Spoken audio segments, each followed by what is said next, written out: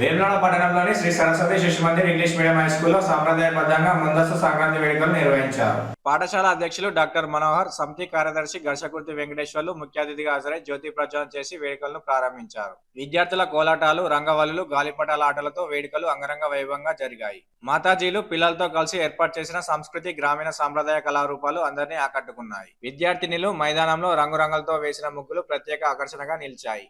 ఈ సందర్భంగా డాక్టర్ మనోహర్ మాట్లాడుతూ సంక్రాంతి అంటేనే సంబరాల నిలయమని, ఈ పండుగను పిల్లలు, పెద్దలు ఎంతో ఉత్సాహంగా జరుపుకుంటారని, సూర్యుడు మకర రాశిలోకి ప్రవేశించే సందర్భంగా ఈ సంక్రాంతి పండుగ జరుపుకుంటామని తెలిపారు. ఈ వేడుకల్లో పాఠశాల ప్రధానాచార్యులు చిలకగట్టు, ఆచార్యులు, మాతాజీలు ఉన్నారు.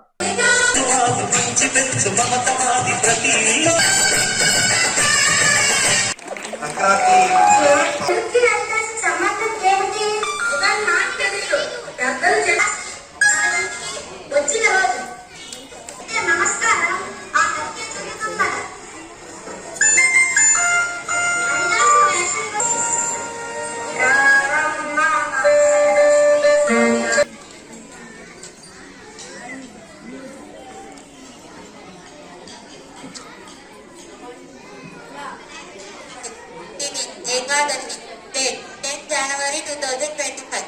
Date Friday. School family member, our school president, Sri Dr. Manohar sir, attend this program. I, beside him, Sri Ghashakurti Venkanacharya, our school.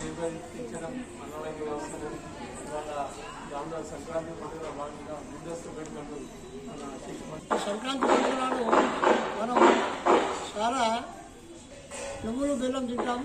ప్రతి ఇంటి ముందర కూడా సంక్రాంతికి రంగురంగుల ముగ్గులు వేస్తారు, గొబ్బెమ్మలు పెడతారు. అండ్ కొన్ని జాగాలో కూడా ఈ వివిధ రకాల పండుగలు ఈ సంక్రాంతి నాడు చేసుకుంటాం. కాబట్టి మనందరం ముందే సంక్రాంతి పండుగ జరుపుకుంటున్నాం. మీ అందరికీ శుభాకాంక్షలు.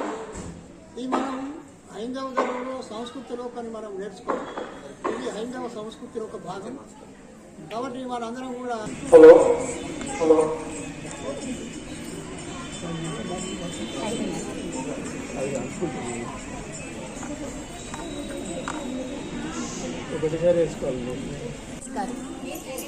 మనము హిందువులు జరుపుకునే పండుగలలో ఎక్కువ వరకు ప్రకృతికి సంబంధించిన పండుగలే ఉంటాయి.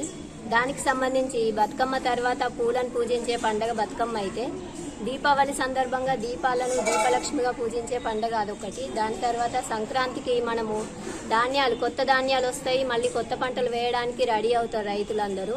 అందుకని మనకు సహకరించిన ఎద్దులను కానీ పనిముట్లను కానీ ఈ సంక్రాంతి సందర్భంగా భూమాతను కూడా పూజించుకునే పండుగ ఇదొకటి. అది ప్రకృతికి సంబంధించిన పండుగనే.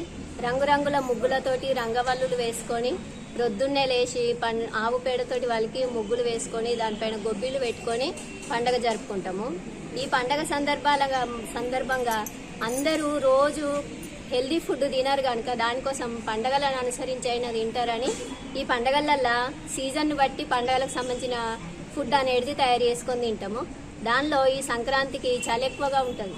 చలిని తగ్గించుకోవాలంటే బెల్లం నువ్వులతో కలిపినటువంటి తిండి తినాలి కనుక అందరూ తినలేరు. రోజు పండగల సందర్భంగానన్న తింటారని పండగలను అనుసరించి మనము నువ్వులు బెల్లంతో చేసిన తిండి పదార్థాలను చేసుకొని తింటుంటాము. అది ఈ పండగ లోపల మకర రాశి లోపలికి సూర్యుడు ప్రవేశిస్తాడు కనుక సూర్యుడిని కూడా ప్రత్యేకంగా మనం పూజ చేస్తాము. అందుకని అతన్ని మకర పురుషుడు అని కూడా పిలుస్తాం.